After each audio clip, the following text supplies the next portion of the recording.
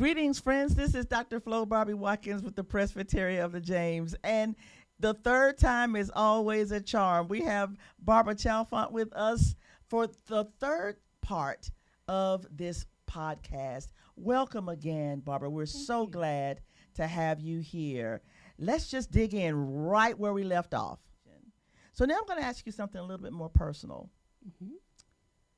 You've been a certified Christian educator for 37 years, and I'm sure you've seen some things and been a part of some things that have gone kaput. And you've also experienced some massive successes. Tell us about one of each. Oh, goodness. Just one. Well, let's see. I'm not sure I've ever had a massive success. But I've written a lot of Vacation Bible School curricula. I've written camp curricula, and it's worked really well. And I'm grateful for that opportunity to do that. One of the fun things that could be, depending on your view, could be a success or a failure. I'm not sure.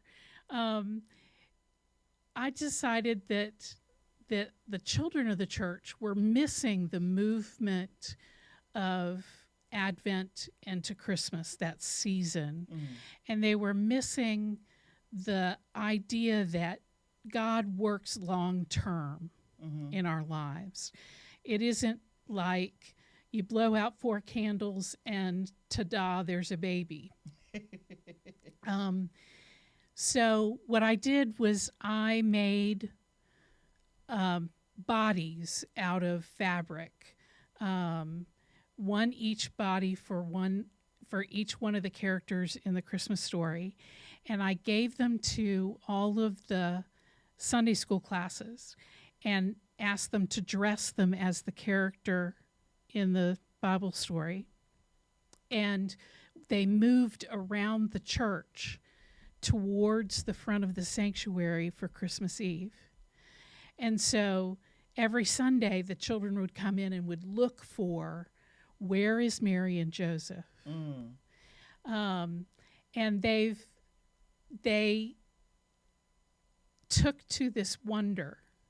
They took these dolls and began to have relationship with them in some ways. One day I came around a corner in the church building where Mary and Joseph were seated, and there was a little girl who had crawled up into Mary's lap. Oh, wow. And was speaking with her intently about some, I'm sure, deep theological issue. And I just backed up out of the hallway and went around the other way. We had shepherds who were in the sanctuary, and we had a older lady who spoke to one of them because he was in her pew. And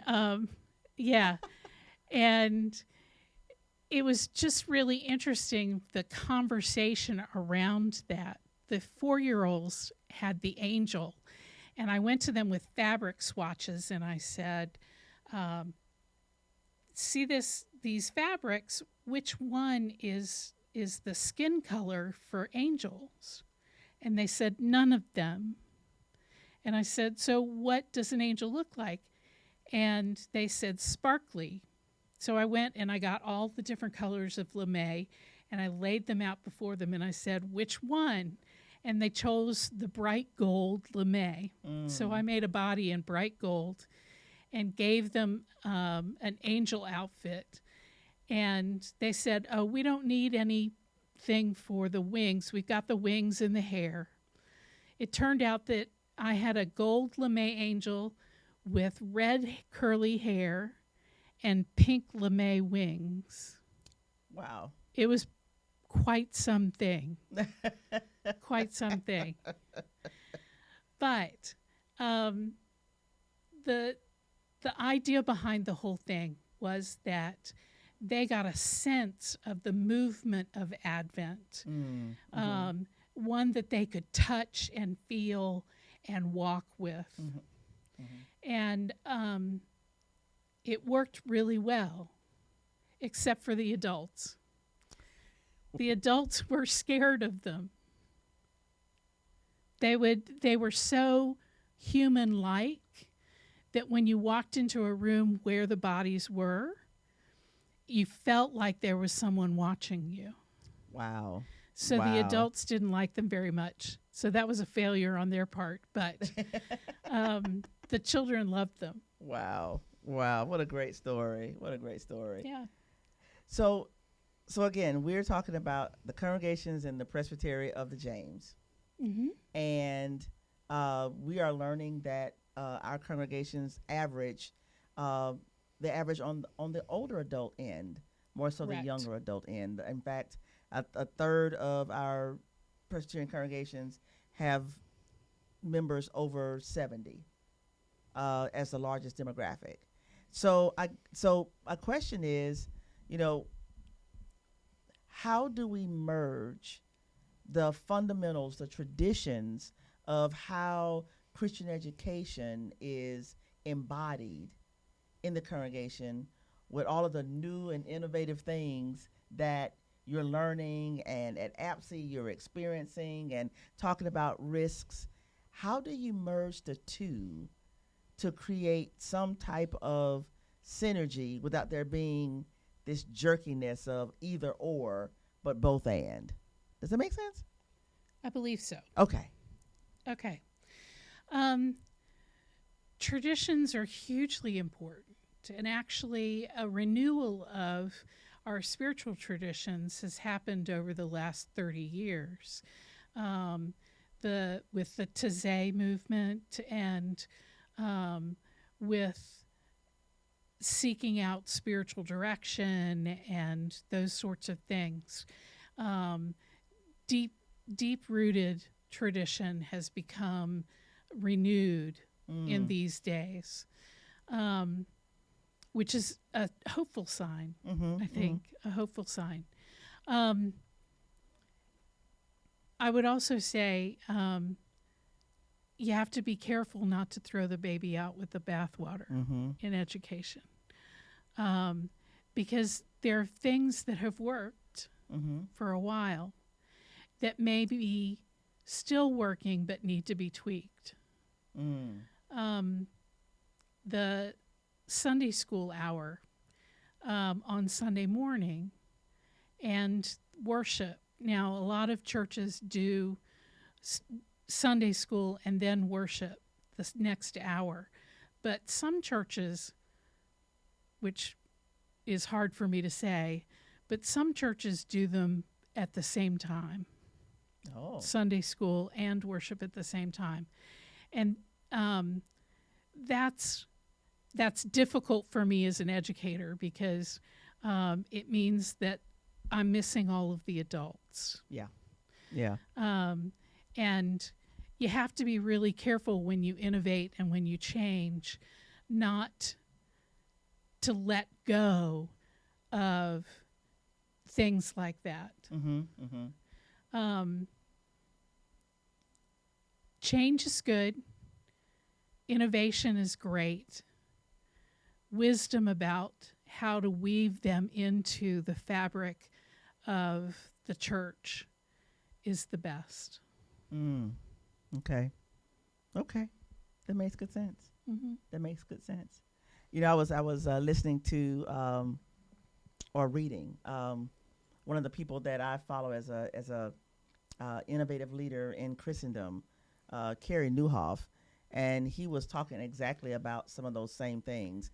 Like you said, prayer is not something that's going to change. You're not going to take prayer, out of what it means to be a Christian. But when you pray, it's the part that you have to look at your setting and see if praying at 7 a.m. works for a congregation to come together, then you do that via a conference call. But you're still keeping prayer. It doesn't have to be at 10:45 or doesn't have to be on Wednesday night before a Bible study. And I think that's what I'm hearing, that it's not that you want to throw the prayer out.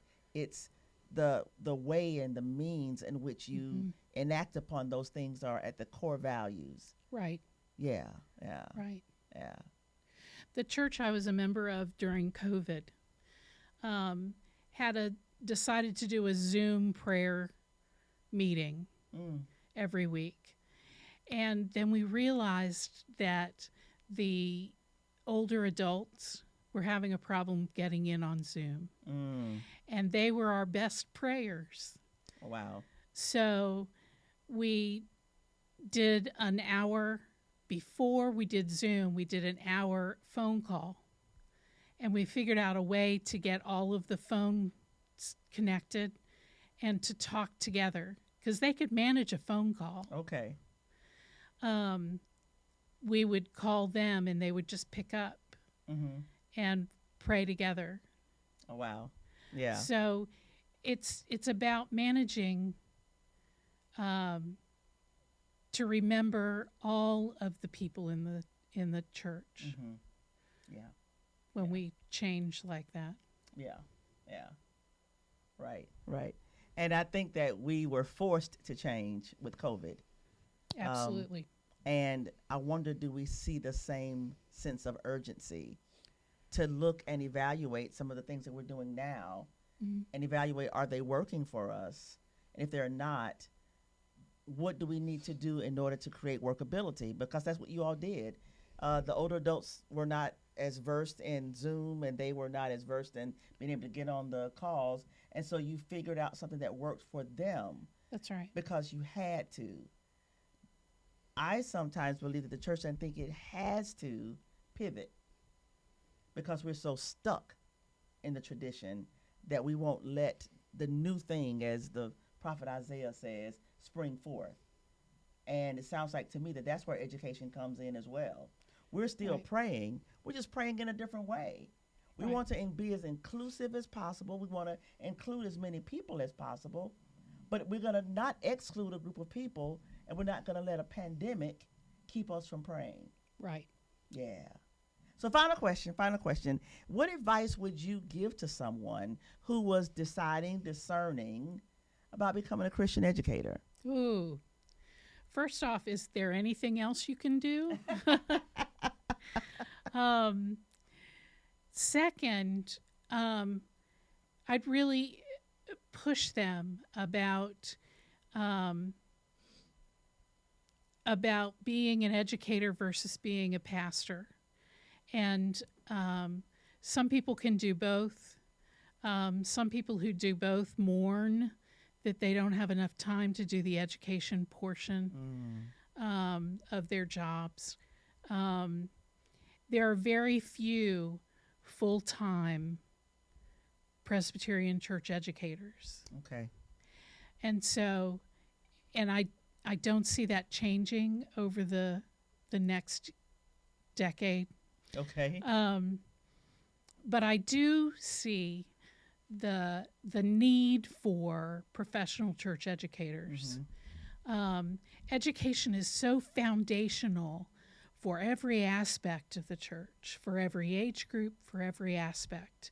It is foundational.